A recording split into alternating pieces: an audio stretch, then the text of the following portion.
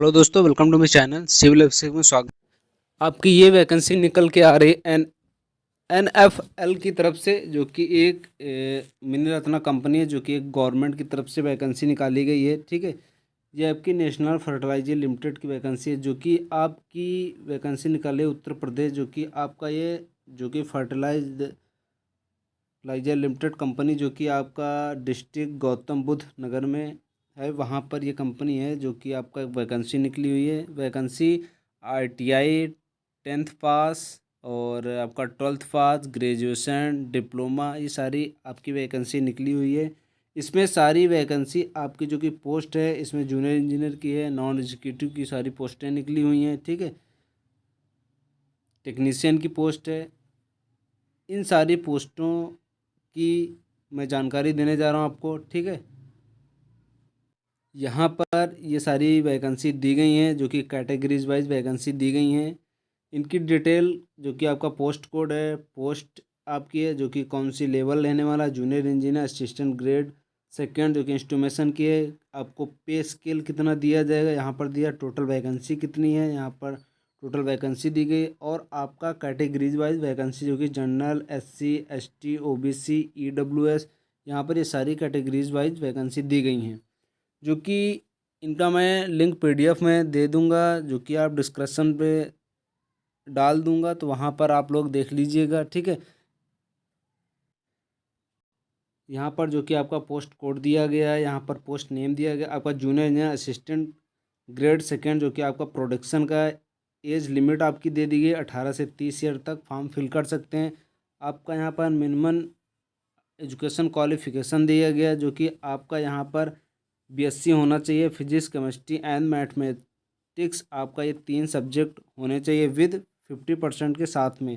या फिर आपने केमिकल टेक्नोलॉजी कर रखी हो, या फिर आपके केमिकल टेक्नोलॉजी फर्टिलाइज़र में आपने काम कर रखा हो, केमिकल से किसी भी सेक्टर में आपने 3 ईयर का डिप्लोमा कर रखा है, या फिर बीएससी कर रखी है, ग्रेजुएशन कर रखा, तो आप फॉर्म फिल कर सकते हैं। सेकंड आपकी जो कि है junior engineer assistant grade second की है, जो कि आपकी मैकेनिकल की है। आपका 3 ईयर डिप्लोमा होना चाहिए मैकेनिकल इंजीनियरिंग में, वो भी 50% के साथ में। अगली वैकेंसी है, ये भी आपके जूनियर असिस्टेंट ग्रेड सेकंड की है, जो कि आपके इंस्ट्रूमेशन की है। इसमें भी आपका 3 ईयर डिप्लोमा होना चाहिए इंस्ट्रूमेशन, या फिर आपके इलेक्ट्रॉनिक्स, या फिर इंस्ट्रूमेशन एंड कंट्रोलर, या फिर आपका इलेक्ट्रॉनिक्स एंड इंस्ट्रूमेशन में होना चाहिए, जो कि 3 ईयर का रेगुलर आपका डिप्लोमा होना चाहिए 50% के साथ में। अगली वैकेंसी है, जो कि आपके junior engineer assistant grade second की है, जो कि इलेक्ट्रिकल वालों के लिए है। इसमें भी आपका 3 ईयर डिप्लोमा होना चाहिए इलेक्ट्रिकल, या फिर इलेक्ट्रॉनिक में आपका यहाँ पर 3 ईयर डिप्लोमा होना चाहिए, वो भी आपका 50% के साथ में।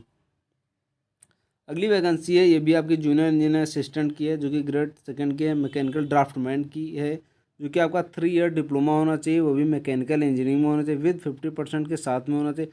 किसी भी इंस्टीट्यूट से आपने कर रखा, प्राइवेट इंस्टीट्यूट से कर रखा है, या फिर गवर्नमेंट इंस्टीट्यूट से कर रखा है, तभी आप फॉर्म फिल कर सकते। इसमें आपका मांग दिया गया है नॉलेज आपको ऑटो कैड सॉफ्टवेयर की होनी चाहिए। आपकी अगली वैकेंसी है, जो कि ये भी आपके असिस्टेंट ग्रेड सेकंड की है, जो कि आपकी एनडीटी की वैकेंसी है, जो कि 3 ईयर डिप्लोमा होना चाहिए मैकेनिकल इंजीनियरिंग में होना चाहिए। अगली वैकेंसी ये भी आपकी जूनियर इंजीनियर की है, जो कि आपकी केमिकल की वैकेंसी है, जो कि लैब में रहने वाली है आपकी वैकेंसी। ये 3 ईयर रेगुलर बीएससी डिग्री मांग दिया गया, जो कि आपको केमिस्ट्री एक सब्जेक्ट आपका केमिस्ट्री होना चाहिए, तभी आप फॉर्म फिल कर सकते हैं। अगली वैकेंसी स्टोर असिस्टेंट की है, जो कि फुल टाइम आपका ग्रेजुएशन होना चाहिए, साइंस में हो, या फिर कॉमर्स में हो, या फिर आर्ट्स में हो। अगली वैकेंसी है, जो कि आपका लोको अटेंडेंट ग्रेड सेकंड की है, जो कि आपका 3 ईयर का डिप्लोमा मैकेनिकल इंजीनियरिंग में होना चाहिए। ठीक है, अगली वैकेंसी है नर्स की वैकेंसी है। इसमें भी आपका 10+2 होना चाहिए, जो कि साइंस स्ट्रीम में होना चाहिए, और फुल टाइम रेगुलर डिप्लोमा होना चाहिए जनरल नर्सिंग में आपका।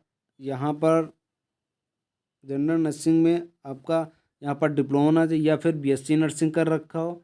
अगली है आपकी फार्मासिस्ट की वैकेंसी है, जो कि आपका 10+2 होना चाहिए, वो भी साइंस होना चाहिए with full time regular diploma होना चाहिए, जो कि आपका फार्मेसी में होना चाहिए 50% के साथ में। और यहाँ पर अगर बी फार्मा कर रखा है तो भी आप फॉर्म फिल कर सकते हैं। जिन्होंने डी फार्मा कर रखा है या फिर बी फार्मा कर रखा है, दोनों लोग यहाँ पर फॉर्म फिल कर सकते हैं। अगली वैकेंसी है लैब टेक्नीशियन की है, जो कि आपका 10+2 साइंस स्ट्रीम में होना चाहिए और diploma and medical lab technology with minimum 50% के साथ में, या फिर आपने बीएससी कर रखी है मेडिकल लैब टेक्नोलॉजी में, तब भी आप फॉर्म फिल कर सकते हैं।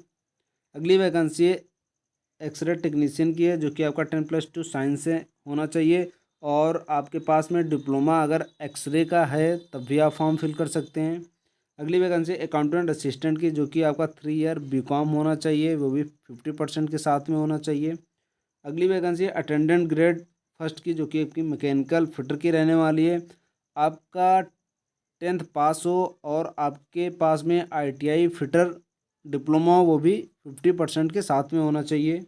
अगली वैकेंसी है मैकेनिकल वेल्डर की है। यहाँ पर आपको 10th होना चाहिए और आईटीआई वेल्डर में होना चाहिए 50% के साथ में। आपकी अगली है मैकेनिकल ऑटो इलेक्ट्रीशियन की है, जो कि आपका 10th पास होना चाहिए और उसके साथ में आपने आईटीआई ऑटो इलेक्ट्रीशियन से कर रखा, तब हम फिल कर सकते हैं।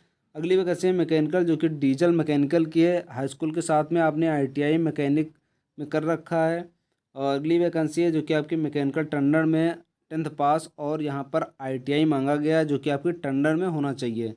अगली वैकेंसी है मैकेनिकल मैकेनिस्ट की, जो कि आपकी 10th पास होना चाहिए और आईटीआई होनी चाहिए। किसमें? आपकी मैकेनिस्ट में आईटीआई होनी चाहिए 50% के साथ में। अगली वैकेंसी है जो कि अटेंडेंट ग्रेड फर्स्ट है, जो कि आपकी मैकेनिकल की है, बोरिंग मशीन की, जो कि आपके 10th पास होना चाहिए। इसके साथ में आईटीआई मैकेनिस्ट ट्रेड से कर रखा है, तब भी फॉर्म फिल कर सकते हैं।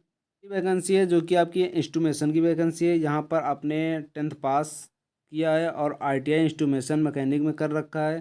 सेकंड है इलेक्ट्रिकल की, जो कि आपके 10th पास और आईटीआई इलेक्ट्रीशियन या फिर इलेक्ट्रीशियन पावर डिस्ट्रीब्यूशन या फिर इलेक्ट्रीशियन पावर इलेक्ट्रॉनिक सिस्टम से आपने कर रखा है, तब भी फॉर्म फिल कर सकते हैं।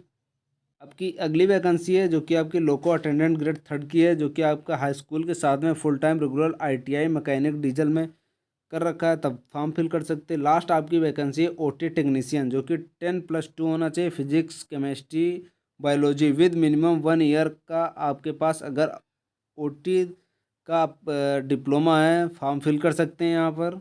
यहाँ पर जो आपका एग्जामिनेशन फ़ीस है, जितनी भी आपकी यहाँ पर पोस्टें दी गई हैं accountant assistant junior engineer assistant attendant grade first की, जिसमें कि आपका 200 रुपये प्लस आपका बैंक चार्ज लगेगा। सारी पोस्टों में 200 रुपये का चार्ज है और प्लस बैंक चार्ज अलग से लिया जाएगा। आपको अप्लाई कैसे करना है? इनकी वेबसाइट पे जाना है, ठीक है। यहाँ पर वेबसाइट जाने पे आपका करियर में जाना है। करियर में आपका रिक्वायरमेंट इन NFL दिया होगा, वहाँ पर आप क्लिक करिएगा, ठीक है। वहाँ से आप लोग फॉर्म फिल कर सकते हैं। यहाँ पर आपका क्या क्या लगेगा, फोटोग्राफी क्या लगेगी, सिग्नेचर एंड डॉक्यूमेंट कौन कौन से लगेगा, यहाँ पर सारे दिए गए हैं। जैसे डेट ऑफ बर्थ दिया गया है, एजुकेशन क्वालिफिकेशन प्रूफ दिया गया है, past employment proof in application, यहाँ पर क्या क्या मांगा गया है ये भी, और किस साइज में मांगा है, जैसे कि 2 MB इन PDF 2 MB इन PDF में होनी चाहिए। यहाँ पर ये सारी चीज़ें दी गई हैं। आप लोग मैं डिस्क्रिप्शन में लिंक दे दूँगा, वहाँ से आप लोग देख लीजिएगा।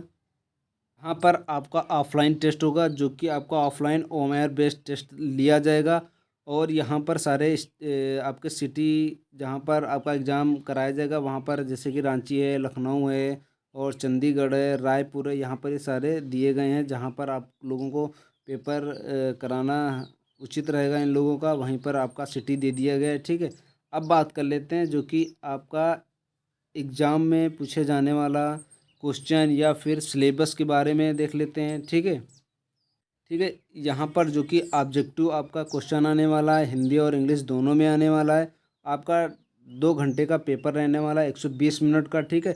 यहाँ पर आपके जो कि नंबर ऑफ क्वेश्चन रहने वाले हैं 150 रहने वाले हैं। 1 मार्क का एक क्वेश्चन रहने वाला है, जो कि आपका आउट ऑफ 100 क्वेश्चन पूछे जाएंगे मैक्सिमम, ठीक है। यहाँ पर सिलेबस क्या रहने वाला है, 50 नंबर की आपकी जनरल इंग्लिश रहने वाली है। इसके बाद में क्वांटिटी एप्टीट्यूड रहने वाला है, रीजनिंग एंड जनरल नॉलेज रहने वाली है, अवेयरनेस रहने वाला है। और इसमें यहाँ पर एक बहुत बड़ी बात कही गई है जो कि आपका नो निगेटिव मार्किंग, यहाँ पर आपका निगेटिव मार्किंग नहीं होगा। कोई भी आपका क्वेश्चन गलत होगा तो निगेटिव मार्किंग नहीं होगा, ठीक है। और यहाँ पर फॉर्म आपके फिल होना स्टार्ट हो गए जो कि 9 अक्टूबर 2024 को ऑनलाइन फॉर्म फिल होना स्टार्ट हो गए। आपकी लास्ट डेट आपकी जो कि यहाँ पर लास्ट डेट दिया गया है, लास्ट डेट है 8 नवंबर 2024, ये आपका लास्ट डेट है यहाँ पर, ठीक है। यहाँ पर अगर कोई भी करेक्शन करना चाह रहा है तो 10/11/2024 को फॉर्म आपका ओपन हो जाएगा, ठीक है। आपका क्लोजिंग डेट यहाँ पर भी दे दिया गया है जो कि आपका क्लोजिंग हो जाएगा करेक्शन डेट की, जो कि 11/11/2024 क्लोज डेट दिया गया। मैं डिस्क्रिप्शन में इसका PDF दे दूंगा, वहाँ से आप लोग डिटेल देख लीजिएगा। और मैं अप्लाई करने का लिंक भी दे दूंगा, तो आप लोग अप्लाई कर लीजिएगा। Thank you very much.